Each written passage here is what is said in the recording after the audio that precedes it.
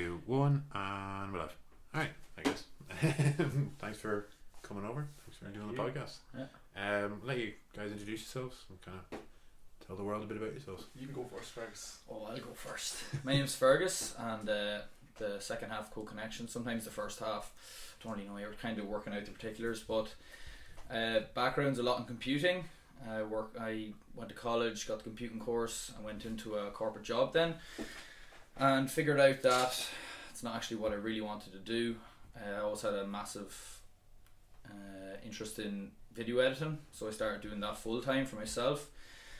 And then once we moved away, we started CoConnection, which is, we were always interested in behaviour, and it was driven by Myles a lot from his background. So started making videos for that, and I started getting into the therapy field as well, understanding people's behaviours, and CoConnection was kind of built from that. So it's a way to understand your internal blocks to allow full external expression, because we've just seen that there's a lot of suppression going on in our own country, and in our travels we've seen it, and we've seen that once you understand your narrative from a lot of your social conditioning and how you've been conditioned from your family, how that programming has gone, you can find out who you are in the middle and what you really want to do. So we started developing the awareness steps and also action steps of different ways to combat that. So I'll let Myles explain that, but that's kind of a brief background. I haven't been. It's a great introduction, Fergus. Oh, it's good. It's a long introduction. It's like your essay. It's like video essay for now.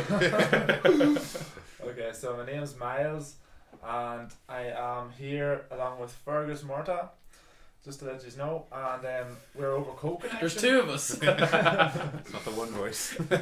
So we're on CoConnection, and we're doing YouTube, and we're doing some online coaching for people with their emotional blocks and teach them how to fully express.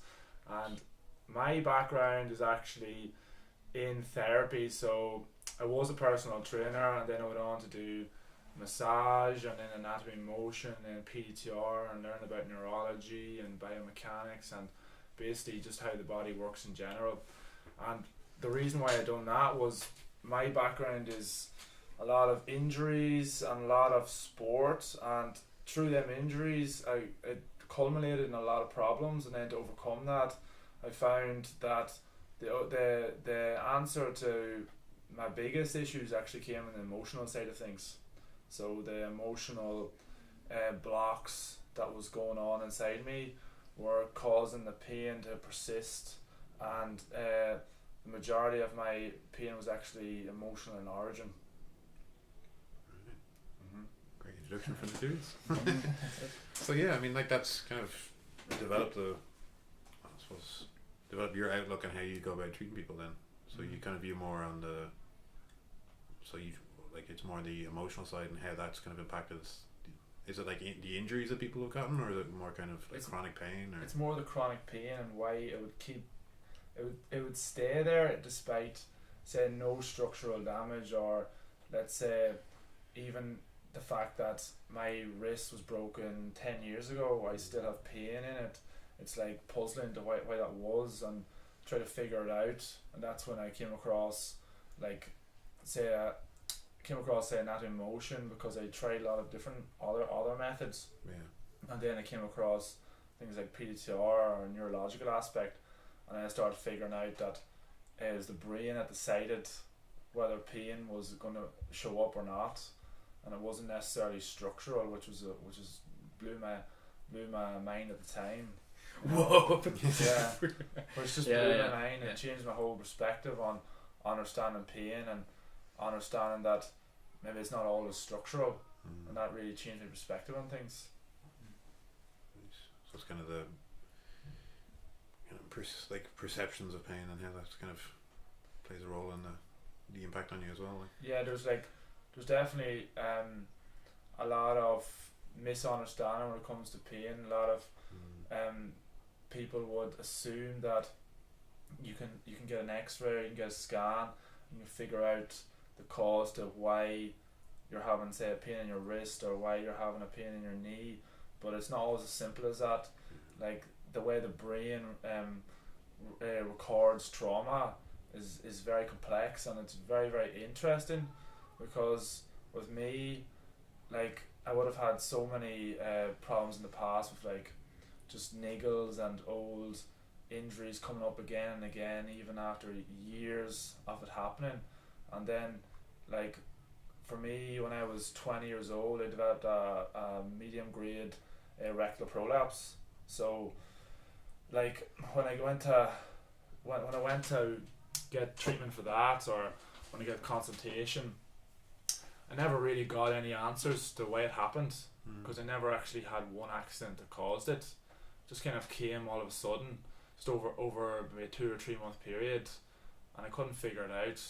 And I went to urologists, and the answers I was getting was very similar to what I read online, that there was no real surgery for it, the success rate's very, very small.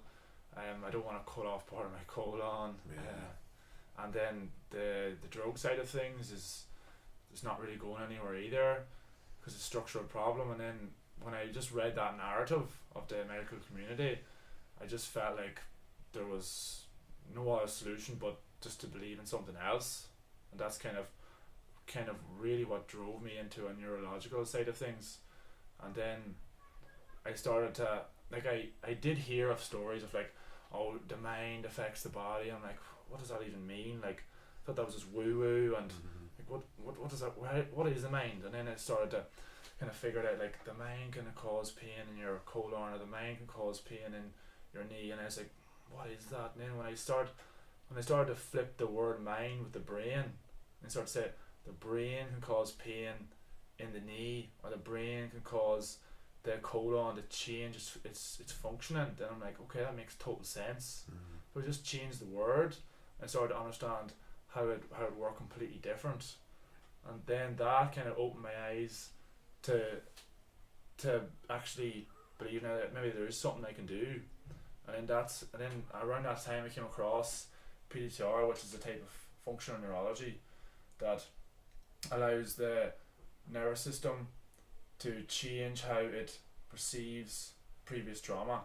So that's when I came across then emotions and what role they have to play in the brain, and how you can have an injury from the past, but the emotional memory of it is what maintains the brain's perception of pain, or maintains that signal that keeps causing that pain, if you know what I mean.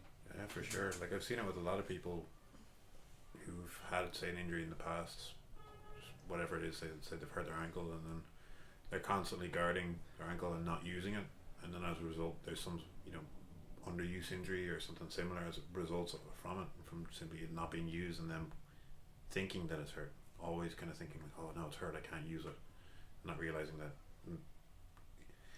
I hate to say to people, oh, it's all in your head, but it's very much the perception of how you view that injury.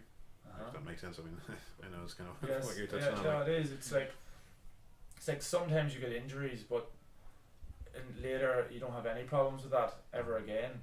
And then there's certain injuries you have that you do have problems with in the future. And it's funny how that works. It's because how the brain recorded it at the time then changes how it's going to be, how it's going to be healed, or how it's going to be, how pain is going to work in your body. Like, sometimes you can say you're having a good time and you can bang your elbow off the wall and you might think nothing more of it, and you can be okay and perfect the next day and not have a problem. But some people, every time they hit their elbow, they start worrying about, oh, I have a sore elbow, and then just by having a bad belief systems around pain in general can cause that pain to persist and stay there. Emotional impact of it, the emotional impact of just the whole and it's neglected a lot of time, is that the emotional impact isn't actually discussed at all. So just actually, like, I know from my own experience, I had surgery on my shoulder as well, and I found that I worked everything structurally, everything on the fitness, doing pull-ups, everything that I could to just bring it back into alignment, but the emotional impact of it still caused a huge trauma to why it was still rounded in all the time. And it's like, can be related to the sadness, can be related to the worry of you actually injuring it again, and it just limits you a lot. So once you find out that you can actually clear the emotional impact of it and the trauma that the emotions have caused, along with the structural, of course, as well, it can just allow it to heal fully, and it just gives it permission to do it, and the body will just allow that to happen naturally.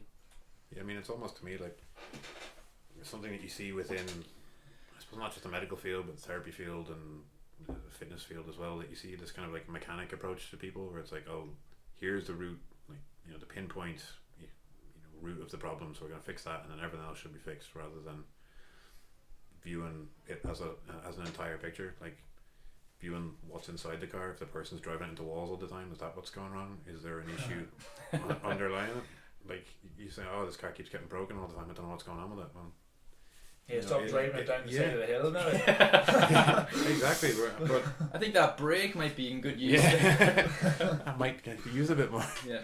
But it kind of goes the same with people, where, you know, if they're constantly doing something, or not even aware that they're doing something that's injuring them, you can do all the great work in the world you want to try fix it, but, you know, if they're not even realizing that something's, you know, causing them an injury, or they're holding on to an injury, it can have such huge impact on them. Mm-hmm. Definitely, there's a concept called nocibic language, which is the language you use around pain or the issue you have.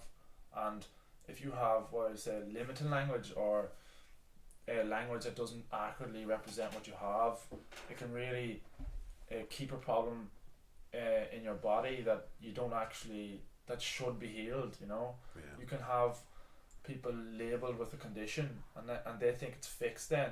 And by thinking it's fixed, they can actually keep the brain in that kind of protection mode and victim mode, and that can sort of cycle of more emotions, and it affects then even your current life, and then starts affecting other things, and your health starts to go in all sorts of downward spirals in all different aspects. Yeah, like Phil, who was on the previous podcast, he's always kind of poking at me to oh yeah, Phil's a good man. Yeah, to use the correct language of people, and not even the correct language, but to think about the language that I am using. And it is something that I've more and more been, you know, very aware of and very conscious of, because you never really know two people could pick up a sentence in a completely different way, and you never know what that one word someone might latch onto, and they might hear a word, you know, whatever, in a sentence, and pick up on it, and then just that becomes their life, that they kind of manifest that injury within themselves.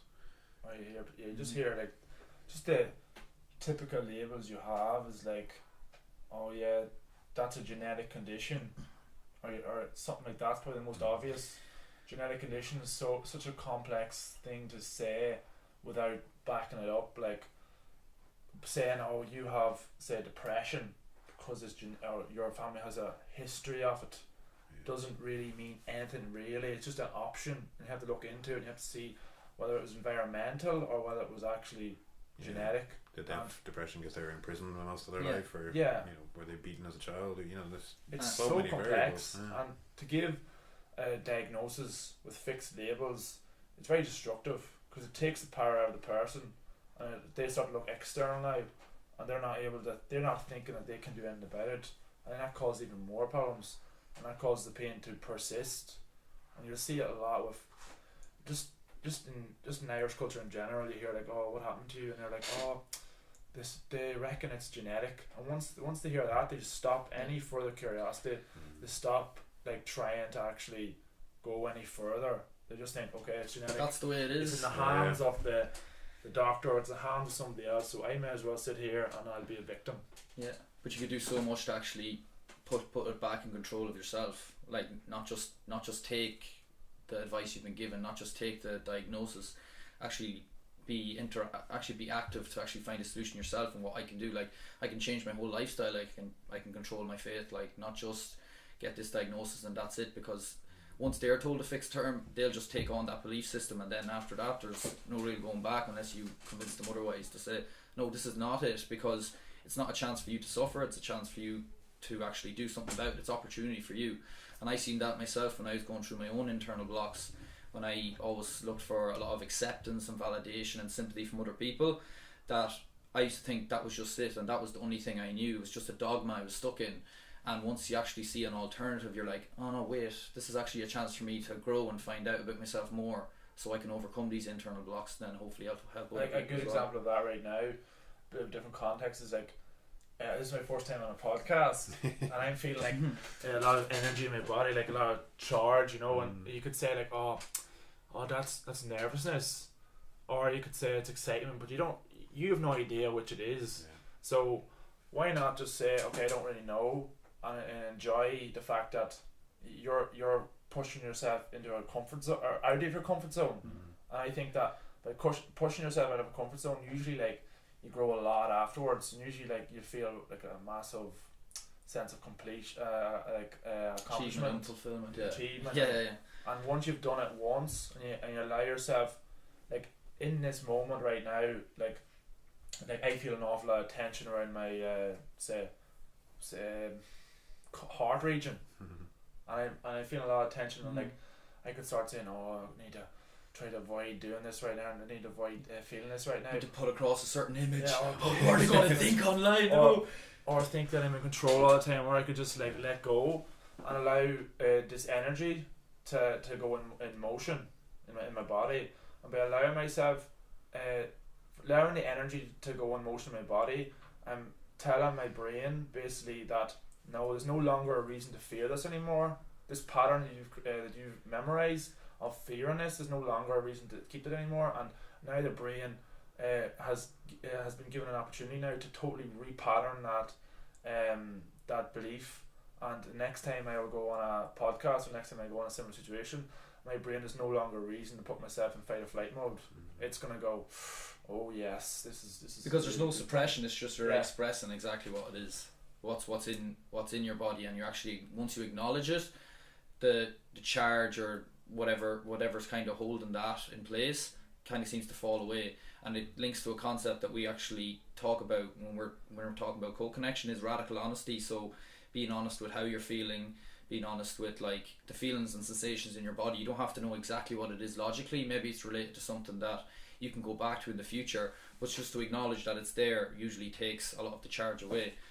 And you see you can see a lot in other people's behaviour that honesty actually holds them back a lot, because you can even see the body will highlight it. It's like they can be creating compensations, so different ways for their brain to be distracted, so they're like rubbing, or they're rubbing their face. And if you're completely honest, there's no reason for the body to do these things. Yeah, I mean, it's an idea that I've dealt with a lot within parkour, that you have like people always look at it and think of like, oh, the crazy stuff, people jumping across rooftops, whereas they don't really understand the hours and hours on the ground, and the not calculated risk, but that, like, there's a term, breaking a jump. So you even, let's say it's 6 foot, like one little step to another step, you could do that 600 times, no problem, and then 601, your brain just goes, I can't do it, and everything switches off, and you go, no, I can't do it. And you're already in the air. Yeah. Or like you're just about to do it. Then, like I've seen probably the only kind of like weird injuries or falls or slips I've seen someone about to do something and then just go like, oh, I can't do it. And like you've seen them do it like maybe 5 times before, and then they just go, oh, I can't do it, and then they just bottle it. And it is that, like, the brain just kind of takes over and goes like, oh, there's something wrong here. And it's overcoming that fear and kind of accepting that, like, right, I know what I'm capable of doing. I know I'm capable of doing this, and then just sitting down and going like, right, maybe I need to either take a break or come back to this or revisit it, or you could say like, oh, there's a signal to tell me to do something different. Exactly. So it's all a signal. It's all guiding you somewhere. Yeah. And that's not necessarily spiritual or woo, but it is reality. Like your body's guiding you all the time. Well, it's even something as simple as if you hover your hand over a hot stove, your brain sends you a signal to tell you move that away from there. It's not that's not a woo-woo thing, it's the truth. And there's people get very kind of focused on the traditional kind of 5 senses, sight, touch, smell, sound, but there's so many other senses that our body has. I mean, you have proprioception, you have sense of heat, you have interoception. Exactly. And people don't really view these in the grand scheme of how their brain and body works. They just kind of go like, no, like, it's bullshit. Like, yeah. And they don't factor in all these other things. If I can't smell or touch it or see it, it's not real. Just close my eyes. It's not real. I just hope for the best. Yeah. And it's you're definitely not Parker example. Like, it's if you had asked someone, if I had asked you, like, you logically know what to do you logically know that you have to go jump 6 feet or something like this, and you logically know you've done it before, but you probably notice that sometimes you can do it. Some days you can do it better than others, and some days you feel better, and some days you feel like you can't do it. And what people usually crave is like consistency and no internal blocks, and they want to have like full external expression of full capability at all times.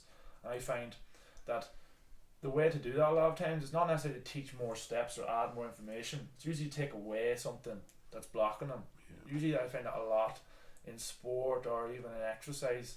An exercise is quite simple and somebody has done it before, but they can't do it consistently, and it's usually because you have to take away something that's actually blocking just normal processing of it. Because you see 100 people over here who can squat, and you'll see one person over here who can kind of do it, but some days they can't, sometimes they can.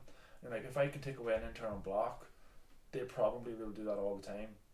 And that's kind of a concept that I figured out over time, just that logically I know how to do a lot of things, and I'm not that I've educated myself, I've looked at it, I'm like, I know exactly what to do, but why can't I seem to talk to that person the way I talk to my brother, or why can't I jump that height when the crowd's watching me? Yeah. Why is it only when there's no one watching me? Why can I not express myself in parkour the way that I do when I'm with my friends? Why can I sing in the shower and not sing in front of my girlfriend? Yeah, why can I dance alone, or Yeah. I can't do it out in public? Exactly, yeah. And it's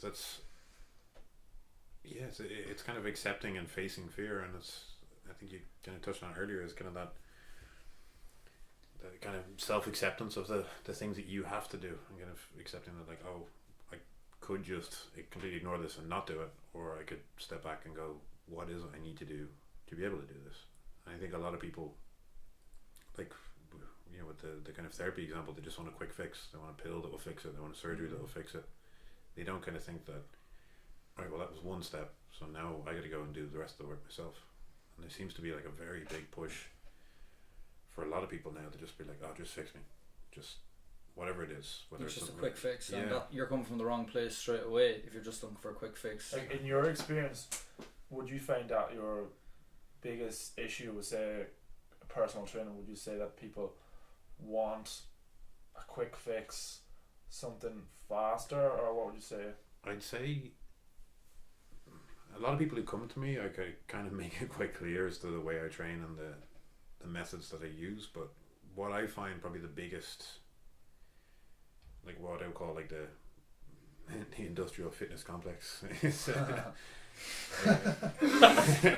probably the biggest issue is that quick fix mentality. It's the body blast, the boot camp, I want to do crazy high intensity circuits because that Come will on, give me 10-inch the results. biceps now, come on. Yeah, and it's, I want that super intense workout, and that's what will give me the results. And you're kind of trying to explain to people, well, you need to build your body up slowly, bit by bit, in order to get there, because if you just put your body into intense stress, it's going to have a negative effect on you.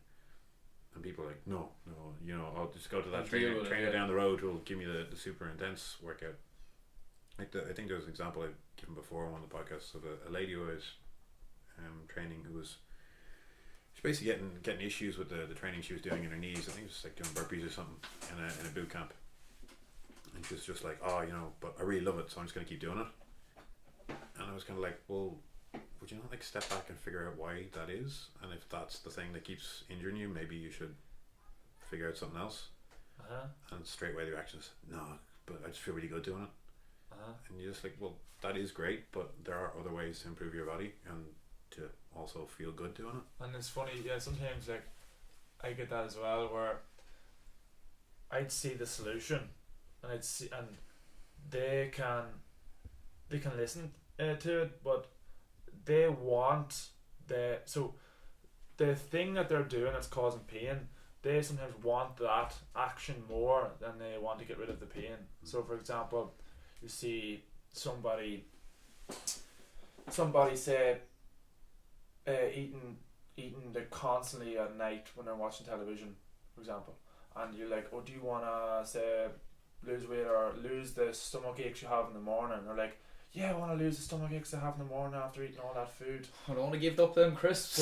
But do they want to give up the emotion they get from escaping with food? Like, the emotion they get from escaping could be caused by, I don't know, let's say they have no social life and they have no confidence, and it goes back to that origin.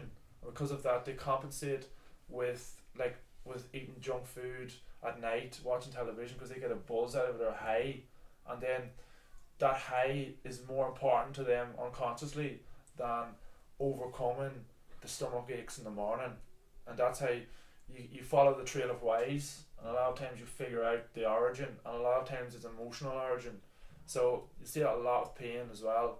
You see somebody having just chronic, say it's usually like, say, chronic energy problems, or bad sleepers, or somebody with lower back pain, and usually a lifestyle cause, or like diet or movement problem.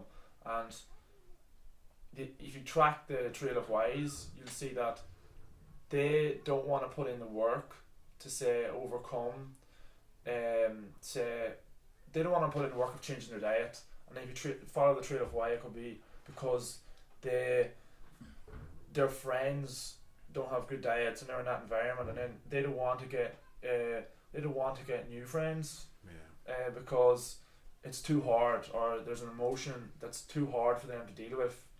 Or if it's movement, they don't want to, say, go to the gym because they feel judged, or they feel really insecure with themselves. So because they feel so insecure with themselves, they won't change their movement patterns, and that means that even if they have back pain from not moving right, they will unconsciously rather that than change the movement. And I find following the trails of whys is just like fascinating for me, and it's like, it's so incredible how you see the same pattern show up across the whole like population spectrum you'll get in say a gym in Dublin.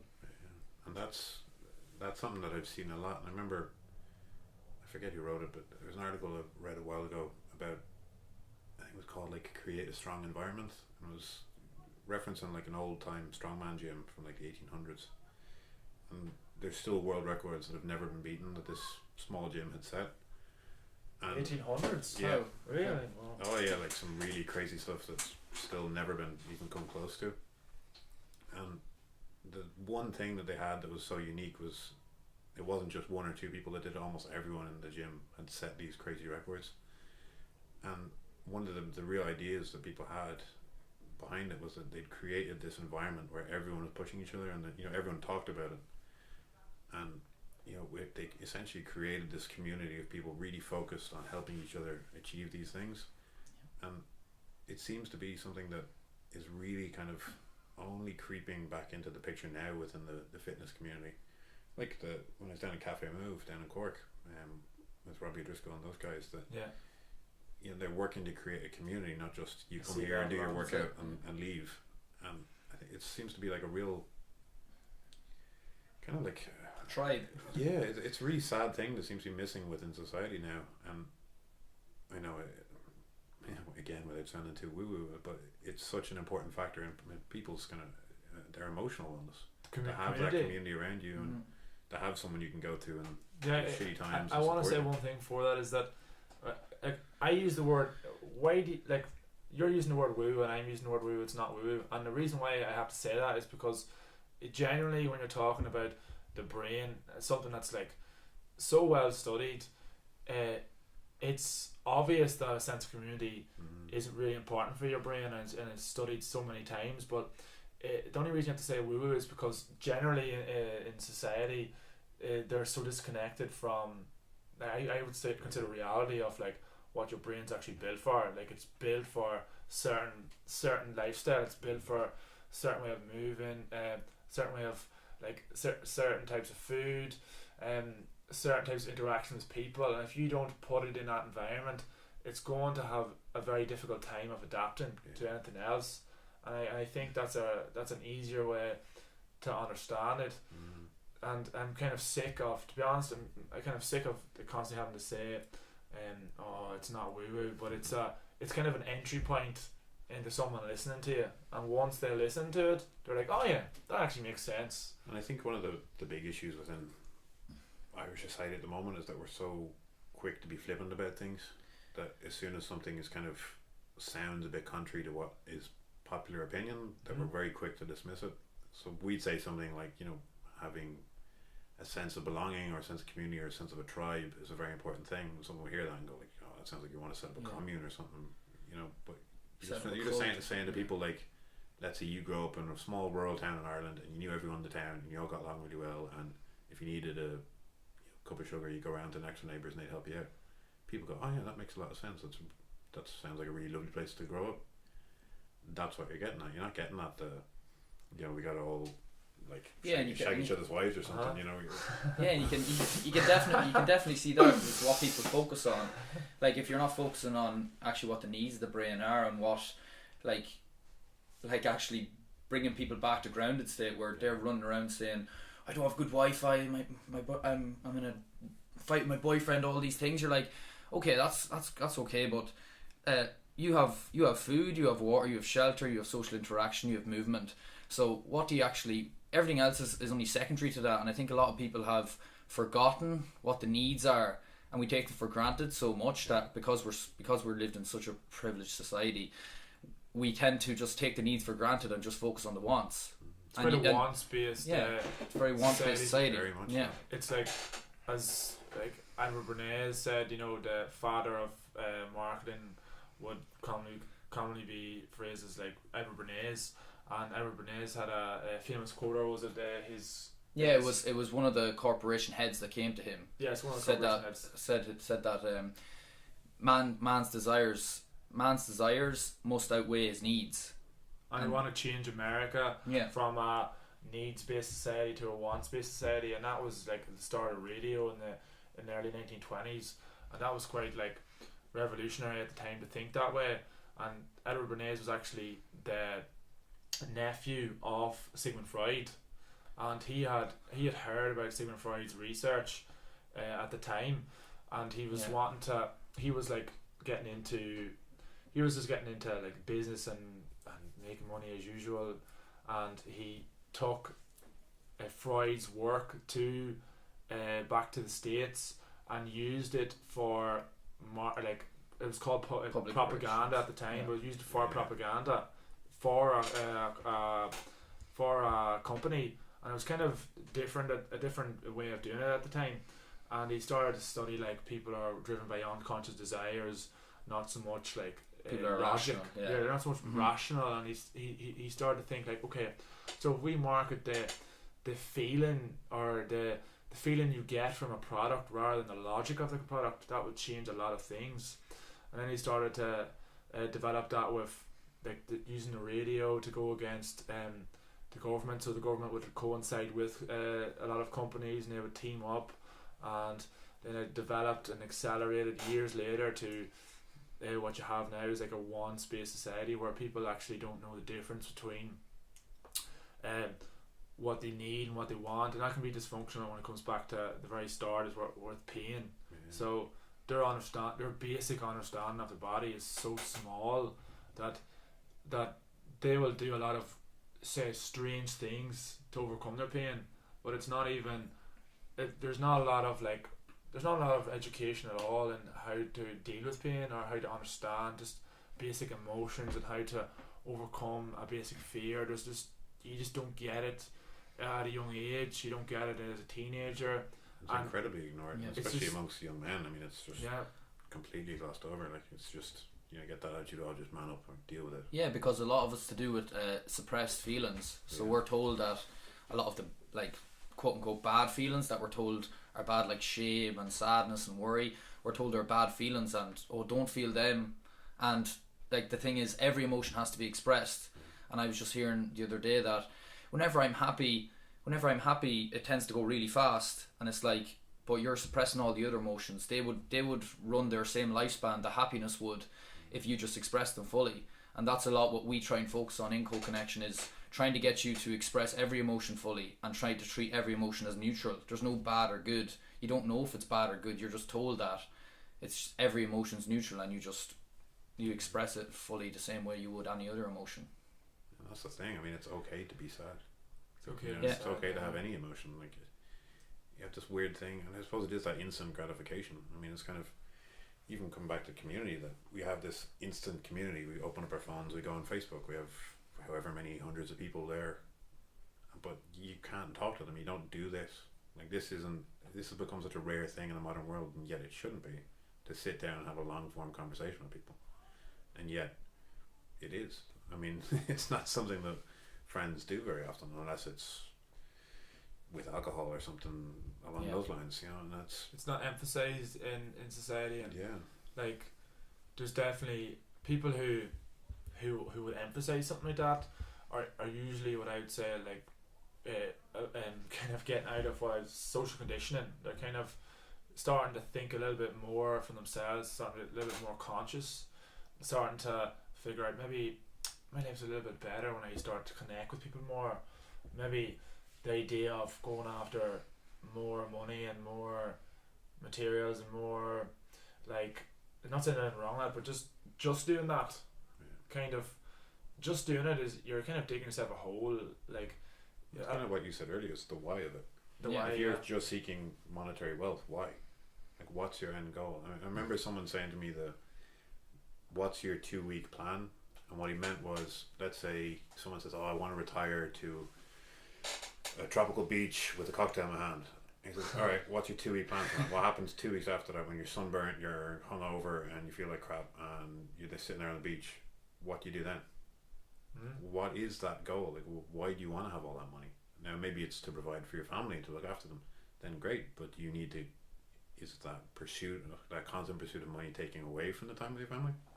Does that mean that you're spending all of your time doing that rather than actually having a family life? I think the trouble is actually trying to get to a place is a lot of what the problem is. We're adopting a very scarcity based mindset that we have to get to one place, and once I get there I'll be happy. But if you're able to realize that if you have everything already and you're able to gratify what you actually have, then you're living in abundance. You're living more like, I've got everything I need here, and like, I'm living here, I'm perfectly healthy, I've got my eyes are working, I don't need glasses, I've got like, well, it's alright.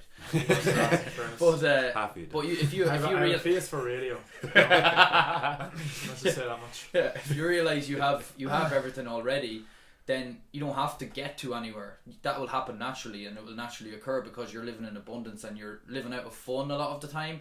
And a lot of what we try and emphasize is fun as well. So if you're actually having fun in the moment, like doing what you're doing, and like, oh, I'm learning this, that's fun, and now I'm doing this, that's fun, and you're not getting to a place where once I get here I'll have fun, and just enjoy the process of it and not try and get to the place where I'll have it when I get to there. This is definitely like a hard thing for people to understand. Abundance, the word abundance and scarcity, just you hear that a lot in psychology, like scarcity versus abundance. It like initially it's a very difficult thing to understand, but it's kind of based on the idea that to have fun, it's a natural state, like it's a childlike thing to do, and to say connect with someone, it's a childlike thing to do. It's just automatic, but we forget it. So I think that with scarcity, it's like it's always running away from you. You always have to try to keep it. So scarcity, it's like, oh, when I earn money, I will enjoy, I will live the life after like a certain amount of money gathered. But with abundance, like, I have fun with that regardless of money. I just have fun because I create it. It's kind of an internal way of looking at the world. I think if you look at the world in terms of like how you perceive it and how what you can do with your brain and what you can do with your body and what you can do with your actions, it starts to become a lot more like you're in control now. And usually when people are in control, feel more in control, they feel happier. And usually when they feel like they have a direction, they're happier because they feel like there's hope now. If I'm not dependent on the government to change a law, or not dependent on my boss to do this, that I can do it myself. And you start to have that mentality with more things in your life and your health, ownership for your body and ownership for your conditions. It starts to an ownership for your emotions, and you can actually do something right now. You can do something right now to change how you feel is amazing, and it changes your life. because now you're looking at the world through abundance. Now you're looking at the world through like, wow, I can actually change my world depending on what I do rather than what somebody else does to me, and that can be a life changer for people just to have that idea. It's just like I can't even look internal. Look internal Yeah, first, yeah. and then, because a lot of what we say is that the health of your internal will determine your external. So the way you're going to perceive the world is how healthy your internal is. So if you actually overcome some emotional blocks, people might think that, oh, maybe it'll help me to like maybe be able to might have better shoulder structure, but it's actually improving a lot more things than that. And you're seeing the world in a completely different way. You're like, wow, my cognition's better.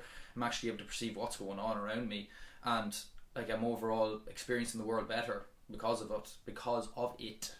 Yeah, so that's it. Those English lessons you've done before this podcast were very, very good. Fair enough. I have to get out of Spanish, you know. Yeah, it's funny. Like, I mean, even within training people, one thing that I struggle so hard, and again, it's come back to like everyone's fitness to be serious, is teaching people how to play. And Yeah. it's something that I joke about constantly, where I say, like, watch two kids out in the street. There's a few run around that they're going mental in the moment. They're not your kids though. So no, they're not mine. Just to make sure. Yeah. To anyone who knows me, don't worry, I don't have any yet. that Not I'm aware of. he knows of anyone, yeah. But Daddy! Who's that? shut up! Bring in the bucket of fish heads later. If you watch two kids playing a game, that's like, say, a game of tag or whatever, they take it incredibly seriously. And even like the example of tag, you know, you could have someone chase you around for half an hour. It's going to tire the crap out of you in a much more enjoyable way than like standing on a treadmill and having to do your super serious cardio will. And it's trying to get that idea across to people that, like, you can have fun while still, you know, having a purpose to whatever it is you're trying to do. And it's the same with your job, even, for example, that, like, you don't have to go and do the grind every day because that's what everyone does. And it's the same with your mental health. Like, you don't have to shut up because everyone else does and because everyone else told you to. It's, you know, if you feel that you need to express yourself, go out and find those people that you're comfortable doing that with.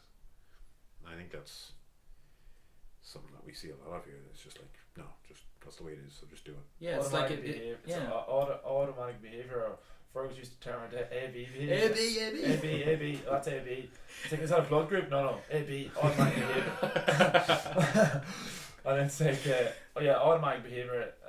Like, it might sound a bit harsh, but like, if you think of people in terms of robots, and you think of a few are conscious and a few are aware of how they've been programmed, and they can press the buttons when they want to press the buttons, and you think of then a majority and the majority of people as just completely unconscious robots. So they've been chipped a certain way. So family and society has chipped them a certain way, and they don't really have the tools to actually reach the buttons and press it themselves. So they're just in automatic mode.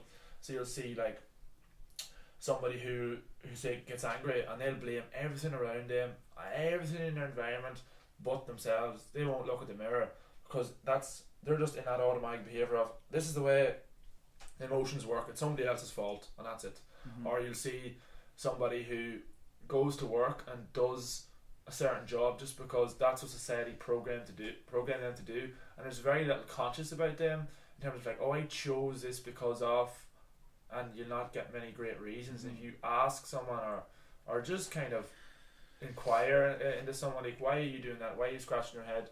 Why are you moving your head that way? Why are you doing that job? Why do you have that car?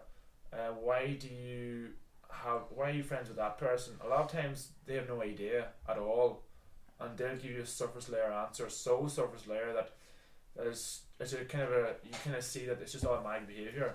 And then when you're seeing that, it's just like, wow, whatever kind of society pushes out there, you'll see it kind of end up, people won't question it, it'll just be, that's just the way it is. And you'll see that with what's popular and what's not popular, and you'll see it in health then.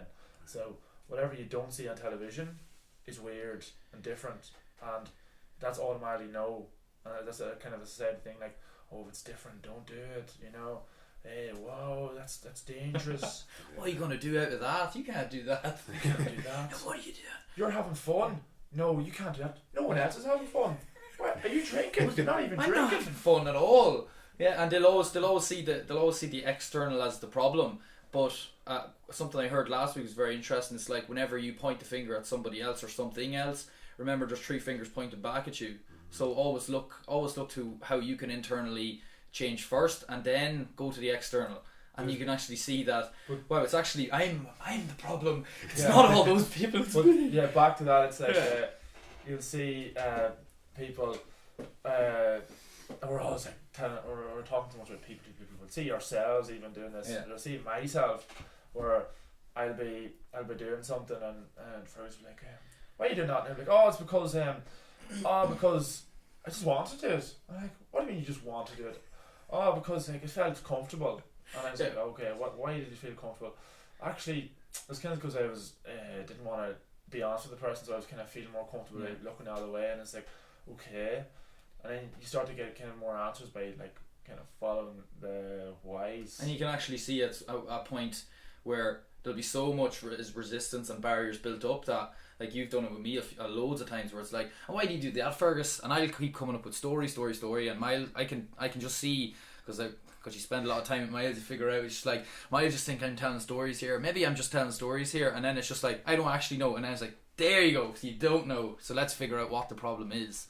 And that's a lot of the time that what we would find out, that if you have so much resistance built up from so many years of just like having that automatic behaviour, you don't actually know the reason why you do it, and you can actually figure out why, and if it's actually serving you, or if it's something that you can just adopt a different behaviour or take an alternative path. But definitely the thing you're saying, having fun. We have a video topic or playlist on our YouTube, and it's called Rechilding. And the idea behind that is taking fun seriously. Yeah. So I used to say like, I love it.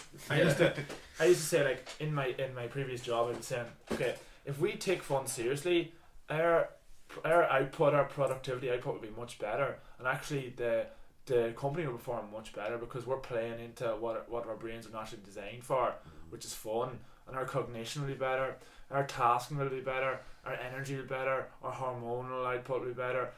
Everything that's important for our output is actually getting better. So I'm like, why are we not taking fun seriously? Like, go back to the video. Like, why are we not doing it? Because clearly you're going to get better thinkers and better workers. So it's not a silly idea at all. It's actually a really well backed idea, and it's well backed by science, well backed by neuroscience. Like, if you take fun seriously, it's going to change your life. Yeah, your output changes, and it's just like, are you even enjoying yourself in what you're doing? And they'll come up with stories. Yeah, I'm happy, and it's just like, well, you can see in your body that a lot of your behavior isn't projecting happiness and isn't projecting like actually what you want to do. So, like, why don't you just drop this for now and just have fun for 5 minutes, and then see if that changes you, see if that makes a difference. And that's the concept behind Rechilding. And even if the person makes a mistake, it's all good, it's still all fun. Like, they might get a bit of logic wrong, like we could be getting like loads of bits of logic wrong here, but we're still having fun at the same time. And we're having fun trying. I always say, like, even no matter what you're doing, you're still trying.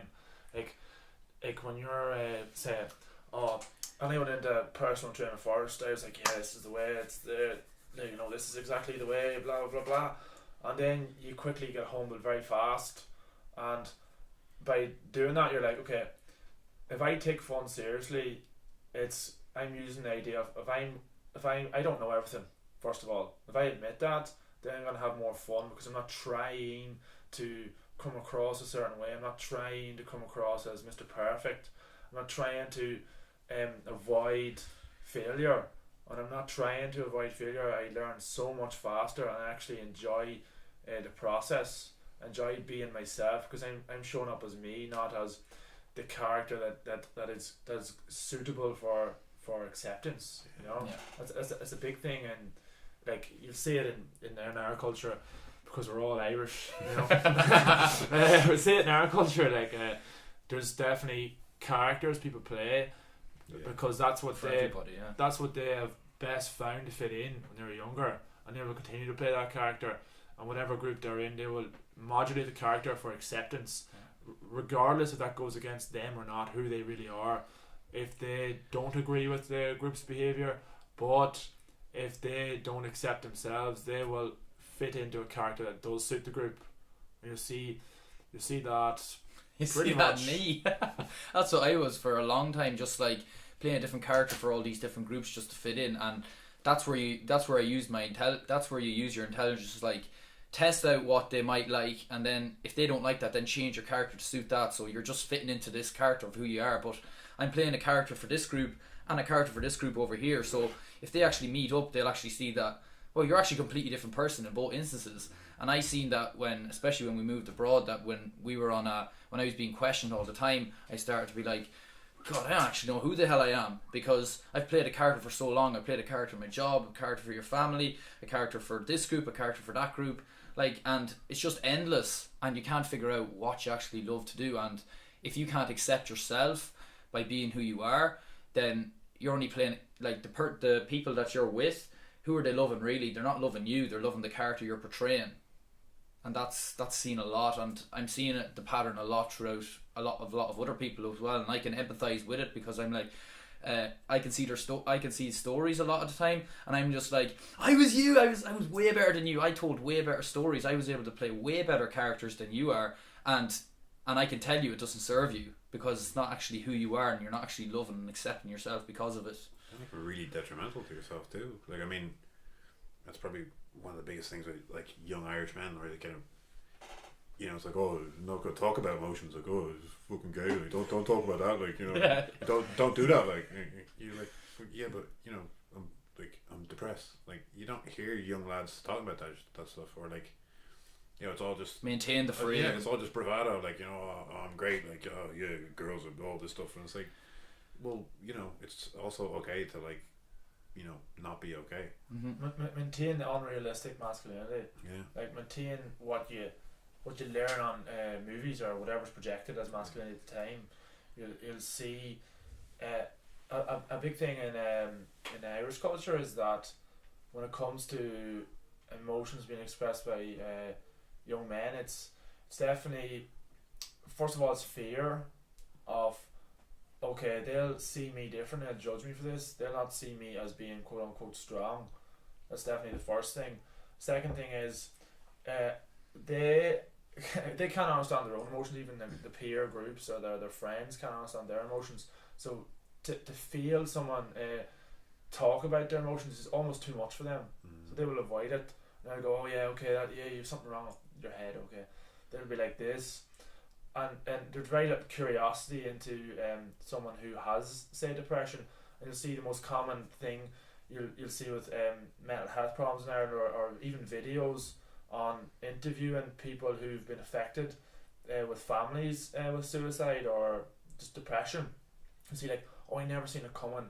You'll see that first, or stigma, and also oh, I never seen it coming. And I'm like, okay, so when I look at someone on the street, or I talk to someone, like, it's kind of pretty obvious what kind of emotional state they're in, and I don't think you need a lot of education to kind of figure out just an overall of how someone's feeling.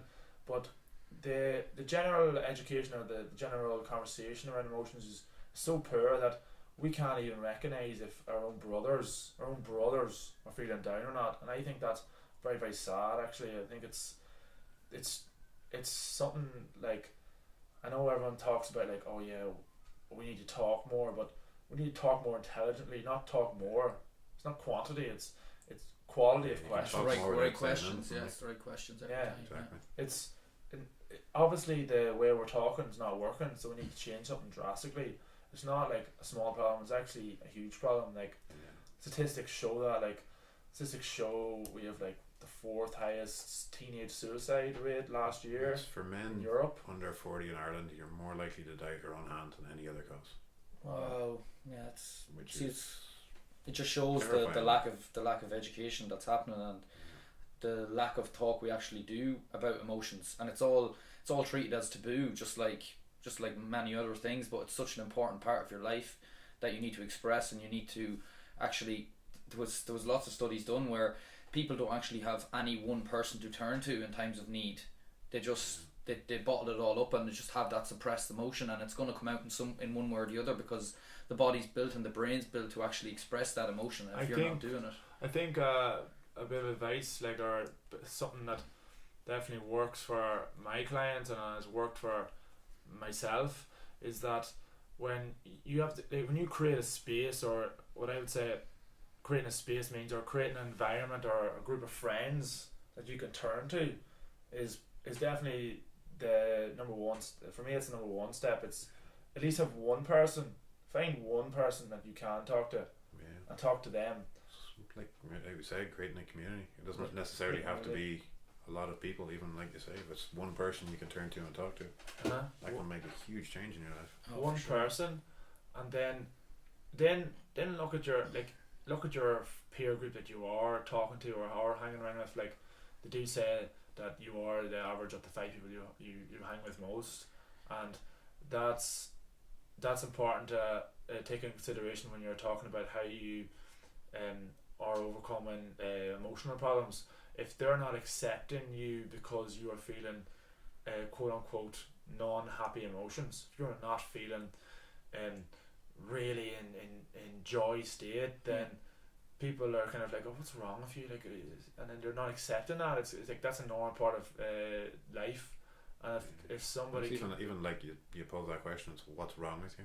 What's wrong with you? Yeah. People don't want to admit that I have something wrong, rather than just, like we said earlier, there is no good or bad emotions. It's just emotions that you have at that time, and I think people get so caught up in, like, it's wrong to be depressed, rather than just it's a natural thing that will happen to people. You see it in social media as well. It's projected across on Instagram and Facebook, especially Instagram. You see a portrayal of a life that's nothing wrong with it. Authenticity is like starving in our current world. It's like if you're authentic, it's very attractive trait, and it's not very common on social media. Actually, you'll see you want to project the side that looks good. It's your highlight reel. Highlight reel. Image that's going to give it. And I think that people love somebody being genuine, and it's not actually true that the only way of success is to be or to look really happy all the time. It's not the only way of success. There's a lot of people out there will love posts about reality, and I think that's definitely a poor belief system to have, that the only way to get likes is to only put across when you're happiest, real happy stuff. And it's the same with, like, expressing yourself. When you're, say, anger is a good example. Like, anger is so shamed upon. It's like, oh, don't be angry, but you can definitely create a space where you can be angry in the moment. Like, you can definitely, if you let your anger out in a safe space, it's a great thing to do, and it's a normal biological thing to do. And if you do that regularly with your emotions, like, there's different techniques to do that, like talking to people, or bioenergetics, or different types of breathing, things. You can do your breathing exercise. You can actually do that, or you can do things like feeling shamed about something would probably be the most common emotion that you'd find in Irish culture. Being shamed about something is more destructive than fear, because being shamed about something is not just being scared, but it's being scared and you're not accepting yourself. So it's also like you're not really helping yourself either. So you're scared, but you're not even accepting yourself for being scared. So you're shamed with yourself. Fear the other as well. That it's not just a problem with me, but others view this as a problem with me. Because of the labels and the judgments you've been getting. Yeah, for sure. And then shame on you. Yeah. And then overcoming shame is like, it's not as simple as fear. So you don't just expose someone to what caused their shame. It's more of accepting yourself and learn a bit more about yourself. So when you do get triggered by something that does shame you, you're on one hand accepting of yourself that you do feel that way and that you have done that, and the other side of things is that they can put across a certain tone that wants to shame you, but you can then go, okay, they want to shame me, that's okay, but I accept myself. That's a good way to overcome shame. And I find that if like Irish people were to work on communicating to the friends in their small group in a way where they actually point out something that they didn't accept in themselves from the past or right now, if they put it out there in the light, then a lot of people will go like, oh, you actually are quite good at that, or reality is you're actually pretty bad at that. But either one, but at least you get an honest response. at least you get honesty, and then you go okay and you talk about it, and then I think immediately, most of the time you just accept yourself straight away there and then, because you're like, okay, I didn't hide it anymore, I didn't actually shut it down and let shame and be a victim to it. Now I'm putting it in light and allowing now I'm allowing something to actually happen now. I'm allowing my emotion energy in motion now. I'm allowed to do something with it. And I find that also with shame, a lot of it's like people staying quiet is usually linked with shame also. People not even wanting to talk about it because they're so ashamed of themselves. I think self-acceptance exercises and radical honesty is an amazing technique or a way of communicating with a close set of friends.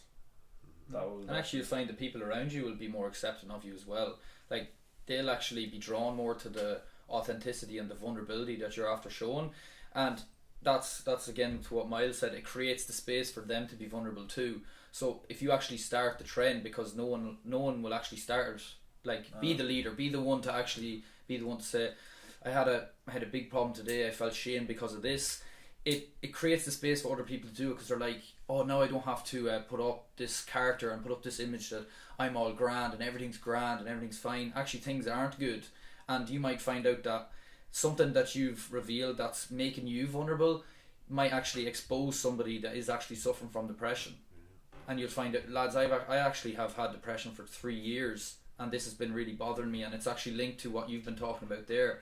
And it's just more vulnerable and more honesty, and it actually makes the connection way better. Be the change, you know. Yeah. Be the change. And it starts with communication skills. I'd say communication skills are not just, okay, use your voice this way or use your voice that way. Communication skills is the type of questions you ask people, like not surface layer stuff, but questions like, how are you feeling today? And they're like, and then automatically AB comes in and AB goes, oh, grand, or oh, not too bad. And then you go, why are you grand? No, but then you obviously match. Yeah, you match their tone again. No, but how are you actually feeling today? I want to actually know. And they're like, and they'll be like, okay, I sense that this person's actually maybe really wanting to know how I am. Like, well, I wasn't too good today, and then I was like, okay, tell me about it. I'm here to listen to you. And that style of communication is empathetic, and people feel safe now. And you can do that to your close friends group, and it's like life changing just to ask those simple questions with that kind of tone, and you start to see people open up to you, and you see them then they'll talk for 4 hours and you not say any word. You'll not even be able to talk for the next 4 hours because they'll just go wow. Yeah. They're unconscious going wow, somebody can actually talk to bam, and then 4 hours later you'll be like, whoa, you really didn't have anybody in your life to talk to.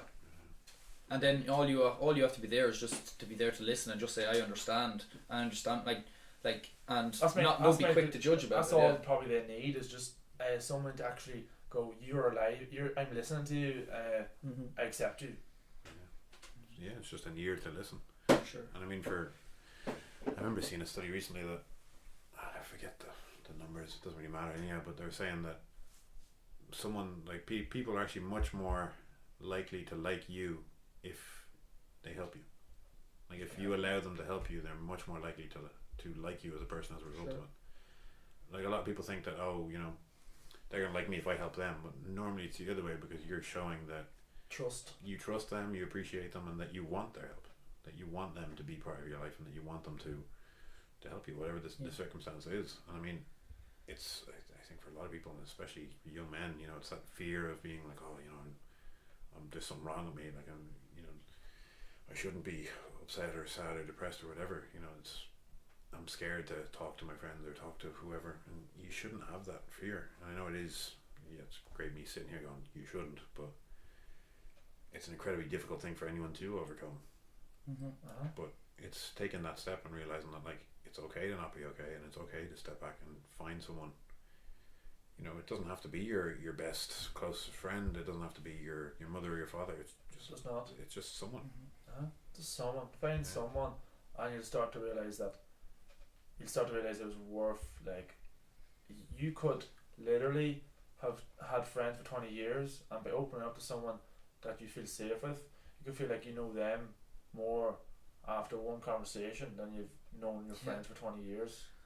Yeah, like, where's the substance of the relationship? Like, you go, what can you actually tell me about I'm going to use a name now. Should be Tommy. So what are you going to tell? What can you actually tell me about Tommy? Oh, he supports Liverpool. He's played sport for years. He's done this. But what type of person is he? And a lot of time they actually won't be able to tell you, because the relationship isn't based off that. Like, what's the boundaries of the relationship built off? Surface layer interactions is, you get surface layer answers to who they are, and that's for me the reflection of mental health in Ireland, and the suicide conversations is just surface layer answers all the time to suicide, because people are using surface layer questions, and the conversation needs to dramatically change. And I can use the analogy of that for, say, the fitness industry, where fitness industry started off 20 years ago completely different, and the questions that were 20 years ago are so different to now. Like 20 years ago it was just like, are you ready for this workout? Are you ready? Are you warm? Okay, run out there in that field there and I'll go. I'll get you going. I'm not ready. Well, why aren't you ready? Why aren't you ready? I'll get ready. 4 more laps. That's it. What are you panting for? Quote as you did. If you stay ready, you don't have to get ready. Yeah. No pain, no gain is probably the most obvious. And then you see 20 years later, it's like, okay, what is your injury history? And you have any heart conditions? Oh yeah, I have heart conditions. And you're, oh, okay, I suppose that's kind of important. And then okay, and have you done this before? No, I've never done it. So then you're like, okay, so I want you to start off doing this, and then in 2 weeks you're going to do this, in 4 weeks you're going to do that, and it's going to progress this way, and that's the way I'm going to do this here.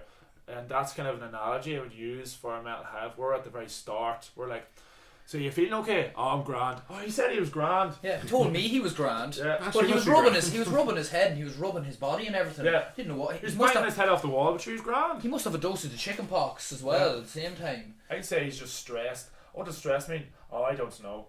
Yeah. But he's probably just like under a lot of stress. Okay, what does that mean? Oh, I have no idea, but he's just under stress. Yeah. Okay. And we made a video to explain this as well. It's like what stress actually is and how you can actually. It's titled stress. Do you even know what that is? It's saying that. Not saying like it's not saying. Oh, I'm stressed and that's it. Where do you have stress? Oh, I've stress here and I've stress in my body and my mind and everything. And it's like, but what's the cause? It's like, it's just stress. And we have stress. Don't worry about it. We actually go on. We actually talk about what the cause of your stress could be. So whether, categories of stress, categories of your or stress, the origin of the word stress, or goes into just basically go into questioning a word that for me stops further curiosity. Yeah. Like, why did you get that? Oh, stress. So if you delve into stress, it's usually linked to emotional. So people are usually referring to emotional stress, because you're asking like, what's the most common cause of immunity problems? It's not really like bacteria. It's not like necessarily bacteria. It's not as simple as that. It's like if you ask a normal GP, what's the most common cause of immunity problems? They probably say, okay, stress. People usually come to me stressed, and that usually causes a lot of their conditions. And you're like, okay, stress. What are they usually referring to? Yeah. Probably emotional stress. Probably lifestyle oriented. So you're like, okay, emotional stress. So then you have to follow the train of why of that. So what emotion is it, and what area of your life is it? And you get common answers, and you go in them common answers. Then you're going, okay. Then you'll start figuring out a lot more of what's going on, rather than just saying stress, full stop. Okay, that's it. Now here's your drug. Now when you get back to me in a few weeks' time, you probably have another problem. So I'll just book you into that wee surgeon there, and we'll be right on the way. And then when your knee goes, sure, no problem. I have these drugs here just for that, ready for you. Don't you worry. I'll be sitting here whenever you're coming out of surgery and you took your arm off. We'll be here, no problem. Yeah, and it could just be a lifestyle change. That could be a simple fix. Like, you know. I remember someone framing the stress thing to me, and I forget who it was, but they said that if you swapped the word, for so many people, if you swapped the word stress with sad it would be a completely different conversation. Like if they said, "Oh, I'm going to work, and I have my job, my bosses give me loads of work, and I'm very stressed, not really enjoying it, and blah blah blah." You go like, "All right, that doesn't sound great, but my work stresses me out from time to time, so I understand." And if we went to you and said, I'm doing my job, but it's making me really sad. Like I'm not enjoying it, and it's crushing me. If someone said that to you, immediately you go, "Shit!" Like sit down there and talk to me. Like what's going on? That's a class example. That's a very good example, yeah. And it's something that, again, going back to the use of nocebo words, if you use that word that just cuts things off and just goes, "It's stress, it's genetics, it's whatever," then immediately the conversation's dead. Immediately you're like, "Oh, okay." Because per language, per answers, per results. Because stress, per life. Yeah. Yeah. I mean, stress it's a catch-all term. Extreme, yeah. Like there's so many things that cause stress. I mean, training, that is stress. It's physical stress. Like if you, again, actually, I meant to say when you're talking about play, I mean it's an aspect of if you enjoy the training you do, you also remove the mental stress of having to do that physical stress. So yeah, it's the attitude towards it. Yeah. Because people will see it as a job and they're like, "Oh, I have to go to the gym now because I have to do this and I have to look after my health. God, it's such a bother to look after your health." And it's like, but it's actually something that's really fun to do. Yeah. And the thing is, there's so many different types of exercise you can do now. It's so holistic. And if you don't like one aspect, like I used to lift weights and do these types of things, and I found movement then. I found movement like built from Ido Portal method. A lot of it was like, wow, this is actually, you can just play and actually do movement with your body and you're doing a workout at the same time. Wow, this is really fun. Or you can dance. I learned definitely in Colombia that dancing is like really tiring actually. We're dancing for 30 minutes. They just dance and you're just like, okay, breathe there. Okay, yeah. And then they're smiling the whole time and no sweat done, and I'm just like, oh, I'm sweating. And then you're like, wow, I've done like so much movement there, and I'm feeling so mobile. I'm feeling so happy, and when you're enjoying it, you're going for much longer. Rather than if I was to stand in front of a mirror with no music and be like, okay, Myles, now or crappy gym music. And Myles, so now you have to go dancing here. I'd be like, after Myles, like, oh, I'm really tired, and a brain will start creating all these sorts of stories because there's no enjoyment there. Because why? Because it's the emotion that drives it. So if you're enjoying it like emotionally, like you could have a way better workout and way better time, and plus you're getting the exercise in as well. So why would you not keep doing that? You could. The example I use for a lot of people is like if you play it probably applies to a lot of people. Like if you play like a five-a-side with your mates. I don't play football. I really don't like it, but like I do martial arts, and there's a lot of like my friends I do it with. So it's, for me, it's not just, oh, I want to go, do martial arts. It's, I'm gonna go spend some time with my buddies. It's the same people. If you go on and play five-a-side, it doesn't have to be, it has to be super serious and have to go in and do my whatever exercise. It's like, no, like you said, you can go out and you can fucking dance. You can jump up and down on a trampoline. You can do whatever the hell you want. It goes back to what people actually understand from the word exercise. Yeah. Exercise. Oh, effort. Yeah. It's been co-opted into this completely different thing. I mean, I only really started actually training in any form or fashion once I had left school, because that was when I started to explore and find things that I actually enjoyed. And for so long, I mean, I'm sure you guys probably had it when you were younger, the only options living in rural Ireland was football or GA. That's it. Did you want to play county, do you? Did you want to play county? You're lucky there might be one other thing in the town and that's it. Yeah. It's a lot about the exposure and actually going out to see that there actually is other forms of exercise. You don't have to play by this narrative, and there's something to suit everybody. That's the way it is now. It's so diverse that there's going to be something that you love to do. And it's one of the things that frustrates the fuck out of me when people say like, oh, I've always wanted to do whatever. I've always wanted to do dance. And you go, well, why don't you? Oh, I can't. And you go, why? Oh, no good. And they'll create Have you ever done it? No, Jesus, I was down there at the dance club and I just couldn't dance at all. It was real hard, not it. They'll come up with every excuse not to do it rather than an actual reason to do it. So a reason to, like, a reason to do it. They'll just say, oh no, I have to sure I'm going to miss Coronation Street because of it. Sure, I have to see Coronation Street. And it's just like, if it coincides with all my soaps, then I can't do it, and they'll put, it's like judging what people's priorities are. Like, do you actually want to be healthy? Do you want to actually satisfy one of the basic needs for you to move? But I would say that, like, when we're talking a lot about, like, awareness of what's happening and what people are doing, and they are also with they, but it's, you can talk about they, or you can say what is actually telling they, or what is programming they, who's programming those people. And it's like very, very much a societal thing in general. So you'll see, like, the social narrative of how we should live our lives then dictates what they will do, and then we're kind of starting to think for ourselves, and we're kind of a little bit outside that way of thinking at the moment. So when we're looking at everyone, we're going, okay, you're doing this and you're doing that, and it doesn't make any sense, and it doesn't make any sense to us at all in our paradigm or our way of thinking at all. But in their worlds, what they're doing is exactly what they think they should be doing, and I think that's very, very cool to understand, because once you understand it, then you have more power to actually go and try to influence it. Not everyone will want to influence it, not everyone will want to do exercise, not everyone want to get healthy, and that's okay. But there's people there in the borderline who are kind of wanting to do it, and they're the people that are worth putting effort into, and those are the people that having smart conversation styles, you can actually influence them for the better.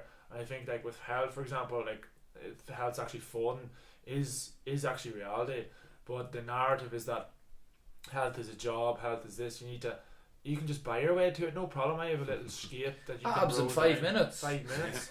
5 minute abs, super quick in those 8 minute abs. Go get surgery and you can buy 6 packs of abs, no problem. And that's the narrative that they've been that they've been chipped into their robot. They've been chipped in. That's the way they've been chipped. So if you understand the way they've been chipped, then you can actually have a certain set of techniques that works really well with those chips. So, for example, I find fun is actually a better way to change a client than logic. So we are emotional beings, and we respond to emotion first and logic second, and it's very, very obvious. And you see it with communication, like, where 7%, like 30% is tonality and words, and then 70% is body language. So you'll see people respond first to the state or the energetic state of the person, and then they respond to logic. So, like, if somebody's feeling, let's say in a state of anger, it doesn't really matter what logic you're saying to them. They don't really respond to that. They respond to how you emotionally come across them first. So that goes back to how you're going to influence somebody in a conversation with your parents. You want to get them to say move, instead of going, oh, this is going to help you to get X, Y, Z, and it's going to increase your body fat percentage, or decrease your body fat percentage. I'm not doing it now. Yeah, all this logic. Or you can change the script and go, come on out here, I want to show you something for 20 minutes, and it's going to be really enjoyable. We're just going to move around, do all this crazy stuff. And like, oh, okay, let's do it. And then you bring them out to the gym or whatever. I done this with my father, where I'm just like, I got gymnastic rings, and he's like 63 years old now. And he's hanging on the rings, and like, I could never logically say, we're going to go out and we're going to improve your shoulder scapula, your scapula mobility. I'm not going to say that. I'm going to be like, okay, we're going to have some fun here, and you're going to improve your you're going to feel amazing afterwards. Like, okay, I feel amazing, that's not too bad. So he goes out, and he starts hanging, and he starts doing some slow range of motion movement on the rings, and starts like scapula activation, and start doing a few bit of back rows on the rings. Then they start changing up, and I start seeing his chest not moving right, and I'm like, okay, you know what we're going to do? We're going to do some bioenergetics. So bioenergetics is like therapy originating from Alexander Lowen, which he was like a famous psychologist back in the 30s, and Alexander Lowen created this technique to like fully express your emotions. So once you fully express them, usually you no longer want to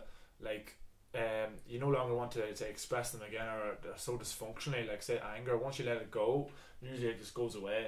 It's not really reoccurring anymore.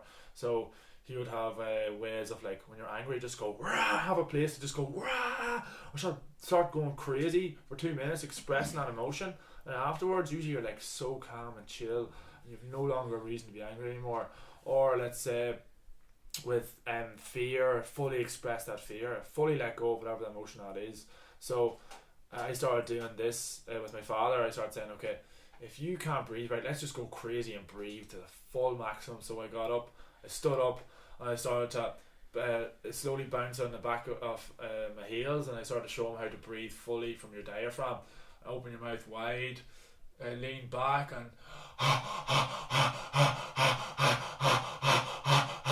I started to get him to mimic that breathing pattern, and immediately even my voice is better now, my state's changing, and he started to laugh out loud, like it's like a childhood emotion. Just started going ha ha ha ha, because he started to think it was he started to think that it was crazy for a second, and immediately it just dropped because he was having fun. And then he all of a sudden started to breathe a lot more. All I can see is his chest start to move now. So when I go back to the exercise, you can just see it's like so much more energy in the movements. He's just so much more alive. It's like his muscular system just started to change completely. The output of his muscular system just changed, and I'm like, wow. If you look at people more from just basic primal needs, like change the breathing, change how they're emotionally feeling, all the logic that you want over on the other side, like range of motion differences or muscular strength differences, start to change dramatically.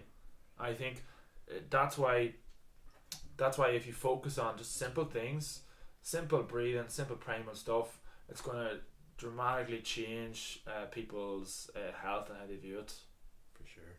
And I think the rise of Wim Hof in the past few years has really kind of highlighted to people how drastically important and like amazing breathing can play in a role for people. I don't know, are you guys familiar with Wim Hof? Yeah, Wim Hof for sure. Yeah, we actually we go into cold water a lot, and we actually do the bioenergetic breathe before we go in and while we're in it, like every morning, cold shower every morning. It's a necessity to go into cold water, and by going into cold water, I always feel like you have no other option but to focus on survival right now. So you get out of all the unnecessary thoughts and the thought bubbles and the thought world, and you just go I'm gonna die here. I think it's like rewinding yourself back to reality. So that's what I kind of find with Wim Hof method. Yeah. And it's hilarious. Like, you're trying to explain it to someone before that, like, when you go into cold water, normally you don't. The cold isn't what kills you. It's the shock of you going into it is what does it's what sends you under. Like. But you're completely out of the thought patterns that have been like tormenting you like straight away. So if you wake up, like we always say that we do it in the morning, because when you wake up in the morning, you've all these thoughts. Oh, I have to do this and I have to do this. And just like, oh, but first I'm gonna go in cold water, and immediately everything becomes clear straight after it. So immediately you're getting it. You're just like, God, I can't focus on. I have to make the dinner later on. Try to friggin' survive here. Like, I have to breathe and I have to, God, like for 30 seconds, and after that you're already serving your body, and then after that what naturally inspires you will come back into your head. Think about why Wim Hof actually think about how he actually found this. He was in cold freezing conditions, and then he used the power of his belief systems. He changed his belief systems while he was in that, and then that changed how his nervous system basically was functioning. So like how you react automatically to cold is like but when you're in the cold water, now you have choice. Now you're using your conscious, and that's a perfect example of conscious unconscious, where you're in the cold water, instead of like shaking like 90 miles an hour, now you can actually go, okay, I'm actually not going to die. I'm only here temporary. I'm only here in this cold water voluntary.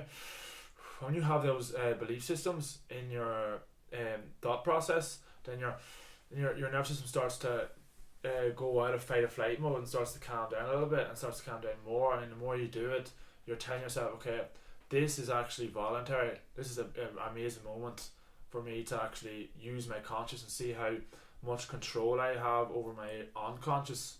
And you're using your breath as the gateway into that, and you're breathing,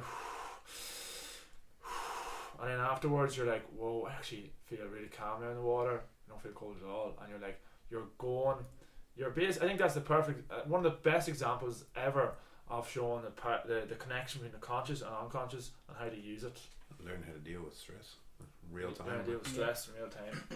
It's funny that you mentioned there a minute ago, Fergus, that like it was an example that I always heard given of jiu-jitsu when if you're grappling with someone that like it doesn't matter what is going on in your day, you cannot focus on anything else. You can't be thinking of like, oh shit, did I leave the stove on? Or, oh, is my girlfriend gonna be mad that I like didn't clean the dishes? Or you know, It's like you that- just that like kill someone's me. trying to choke you, so you're going like, oh fuck, I should focus on this. Yeah, right it's, now. it's like that will. It's like the stove being on in the house. That'll kill me later. Yeah. But this will kill me now. I have to worry about this one right now. Yeah. And it's learn how to deal with stress. Again, a different form of stress. It doesn't have to be something that goes on in your mind. And see it's if you're, something that you're exposed to. if you're able to adapt that mentality to other parts of your life where you're actually, if you're struggling in your job and you have to get to a deadline or something, you just like breathe and use your conscious to actually control and just like, I'm actually just creating all this myself. You're creating all this. Yeah. It's like you're in. There's moments where you're just like, oh, my body's doing this right now. What's cool, and that's weird the way my body does that. Yeah, and I suppose like my body probably thinks that it's in the middle of the wild now, but it's not.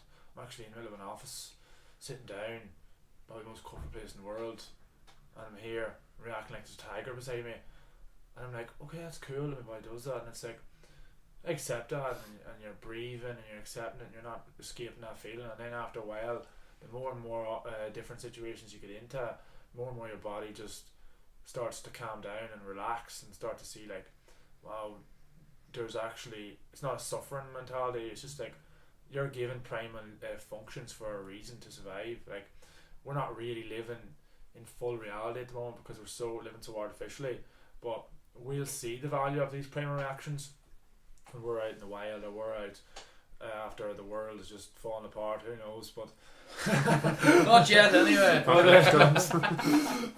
yeah, like this society might last forever, but the idea of it is that our emotions are very much evolved for primal functions. It's important to remember that when you're going through them, that like this is not really a logical thing, this is a primal thing, and there's certain ways that we got processed or got rid of, or whatever you want to call it, your quote unquote bad emotions. It's true breathing techniques, or it's true just not believing that it's negative. It's just by accepting it, accepting all these sensations in your body and realizing that like these sensations are signals for you to go somewhere, and if you didn't have those signals, it'd be very, very difficult to know exactly what you're trying to do. Yeah, and it's accepting that you have those within you. I find like there's a friend of mine actually comes off the top of my head that I think of, but like for a lot of young guys, accepting that you have those emotions, that they do play a factor over you, that like aggression is something that you will experience and that you will have, and learning how to channel that in a healthy way and use it to, you know, for a use or whatever that might be, like, you know, I don't know, punching a heavy bag or something, rather than, I don't know, fucking going nuts Lashing one out at day somebody. and flipping a table over, or exactly lashing out at someone, or you know, saying something that you'll one day regret. Like jiu-jitsu is a good example of like internal is massive to do with how you output, how you perform. Like, oh yeah, he's annoying me, or that's not gonna win a jiu-jitsu match. Channeling it. And it's one of those funny things that you always look at martial arts and you think like, oh, it's very, very aggressive and oh, they're really angry and all this. And it's like, no, if they were, they'd do terrible. Like, because you can see it in any professional high level fight when one guy gets annoyed and starts going after the other guy. Normally that, you know, makes mistakes. Yeah. And that's very true of life as well. You know, if you let aggression or any other emotion take over and kind of rule your decision process, then it can really affect you.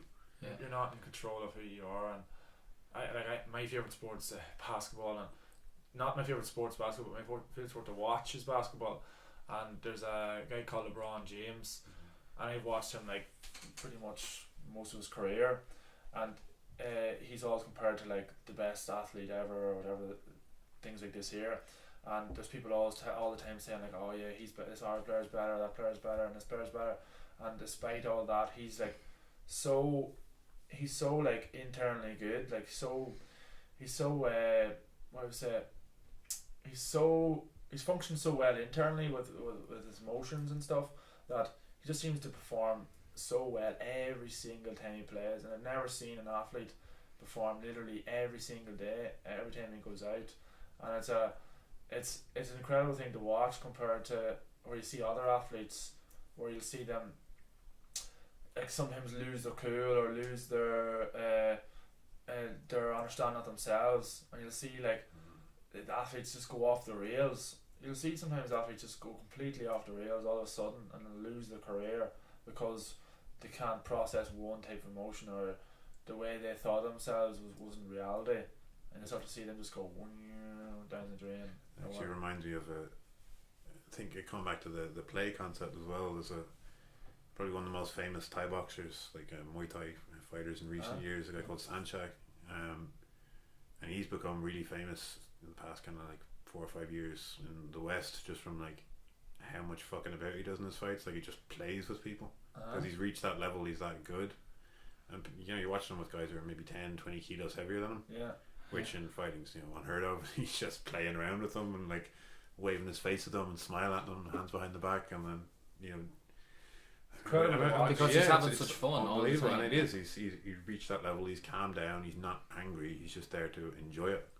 And sometimes you see where someone does something that he doesn't like, and then you see the switch change. But again, it's there's a great way to sport's a great way to see internal blocks causing a problem when you're external.